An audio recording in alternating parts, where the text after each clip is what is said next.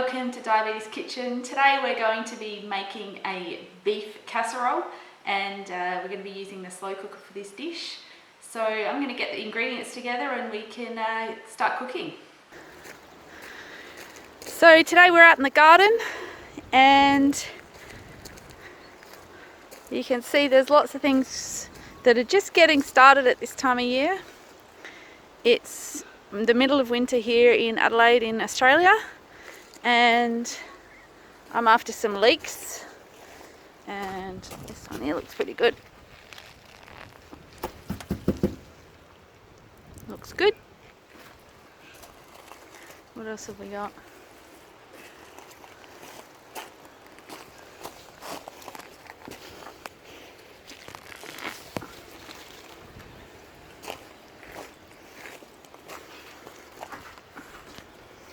Okay, so we got some leeks, and let's put them there. We'll also get some celery.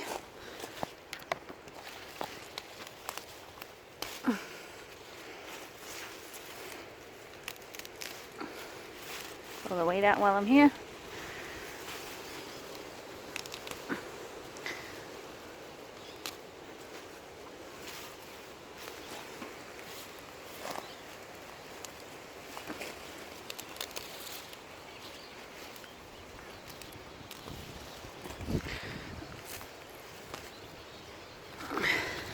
That might do.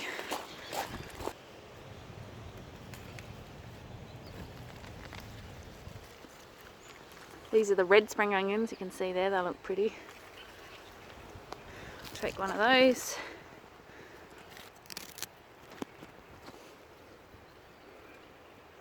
Okay, so we've got spring onions, we've got leeks, we've got celery. I'm going to take this to the chickens.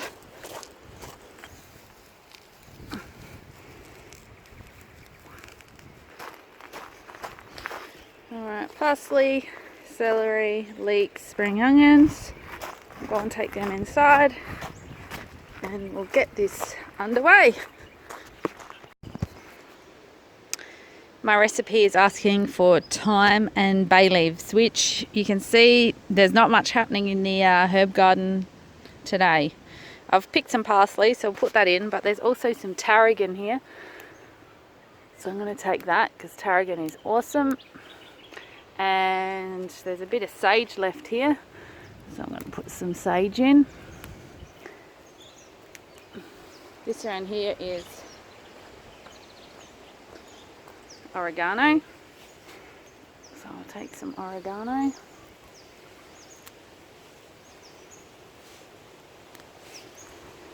And the last thing I need to find is some bay leaves. So I've got a bay tree here. I'll just keep it in a pot to keep it small. So I'll grab a few of those. For today's recipe we're going to be using beef, and I've got some osso buco here.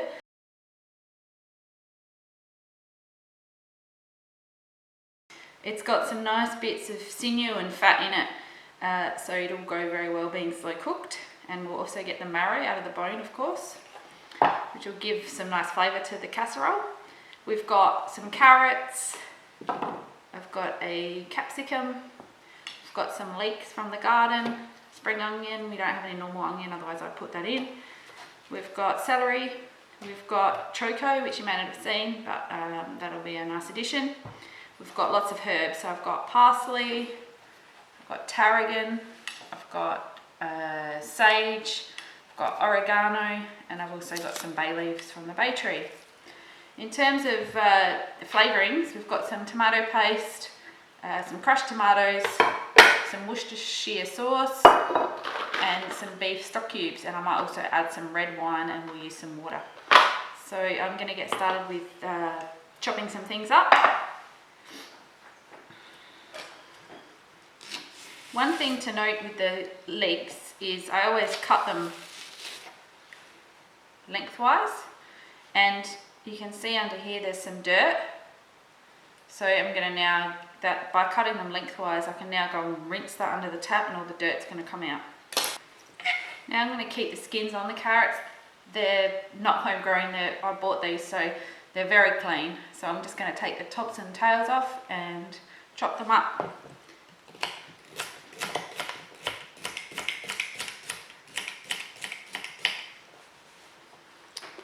Spring onion.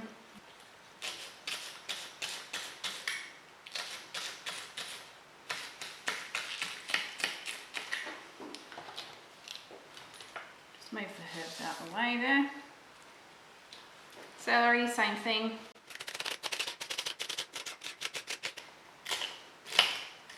Oh, I know one thing I've forgotten, garlic. I'm going to put in maybe four cloves of garlic.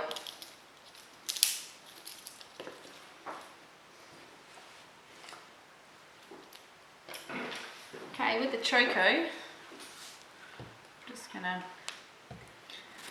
take the end off. It's a bit like zucchini, is how I think about it.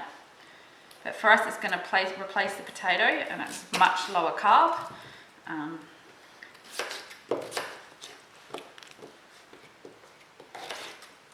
You can see in the middle, it's got a bit of a, I don't know if that's the seed or what that is, but anyway, I'm going to take that out.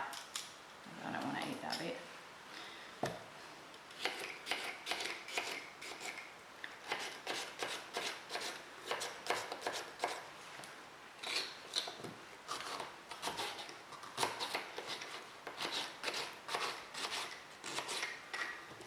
Capsicum.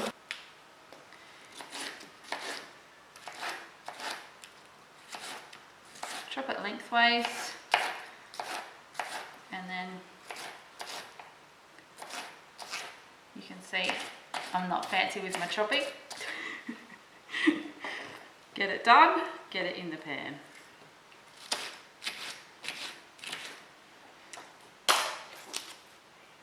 Okay, so that's us, we've got everything chopped up. Now it's time to, I'm going to flour these and some salt and pepper, and then I'm going to fry them off in some olive oil before I add some of the other veggies. And once we've done that, we're going to get the whole lot into the slow cooker.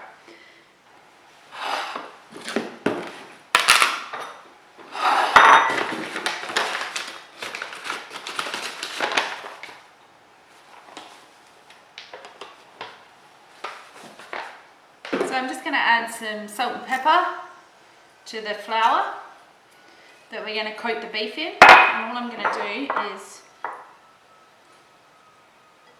that.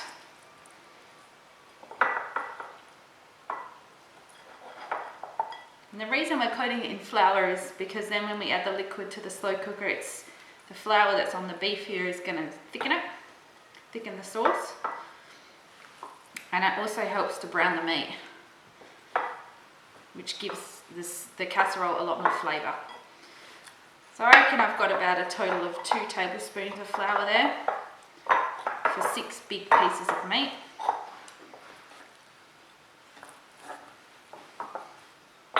I've got my pan heating up behind me there, and it's on the highest gas level. It's on the hottest heat. So they're all coated with flour now. And what we're going to do is put some oil in the pan and fry them.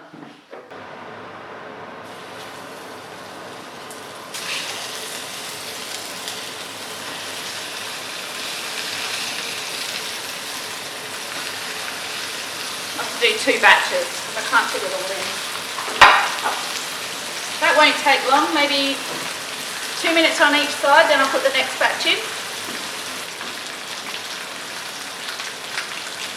So they've had 2 minutes to brown on this side. I'm going to just, you can see they've browned nicely, so I'll flip them over.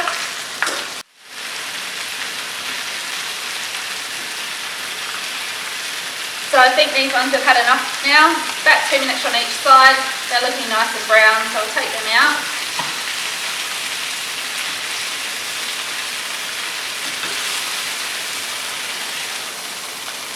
And there's enough fat in here for these last 2.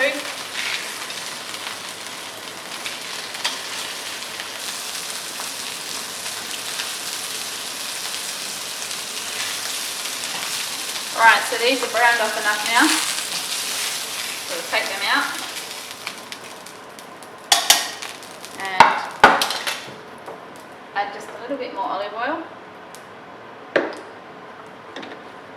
And I'm going to add the celery, the carrot, the leeks, the spring onion, and at the end I'll add the garlic. I don't want that to burn.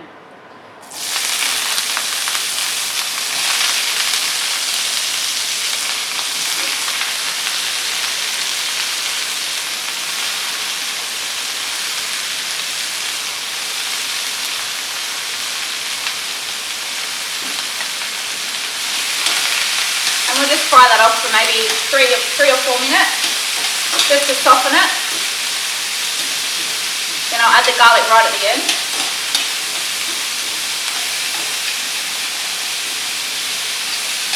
And as I go, I'm just scraping up the burnt brown bits on the bottom of the pan, because I want that to go into the sauce of the casserole. So what we're looking for here is for the vegetables to soften before I add it to the slow cooker. So I'm going to give that 1 more minute.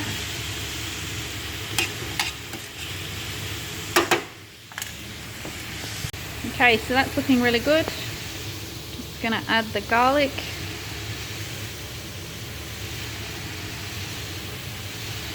And I'm going to turn the heat off. Give that a mix around.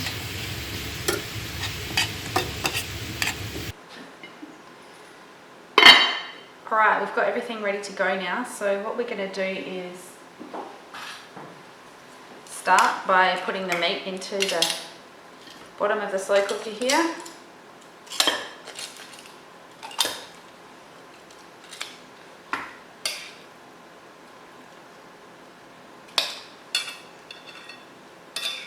And all the juices.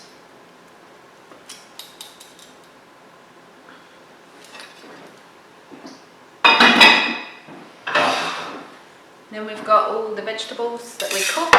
They're going to go in next. We've got the capsicum and the choco.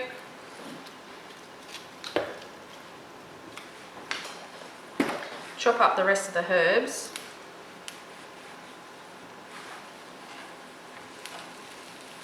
We're going rustic style here.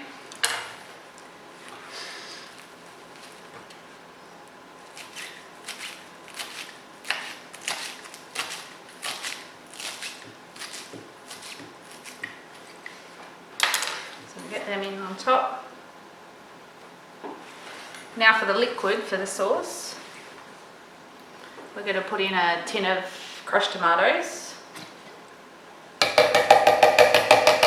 And in there I'm going to fill that up with water. So that's 400 mils of water. I'm going to use my can as a measuring cup here. I'm going to add half a can of red wine, so that's 200 mils of red wine. I'm going to add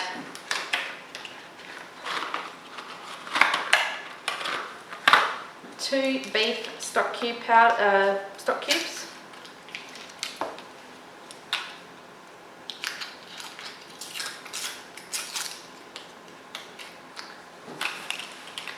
I'm going to add 2 tablespoons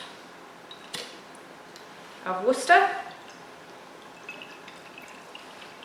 and this gives a good amount of flavour, and it does give some salt, but it does let us cut down on the amount of salt we need to add. And that's about 2 tablespoons. We're going to put in a decent heaped tablespoon of tomato paste.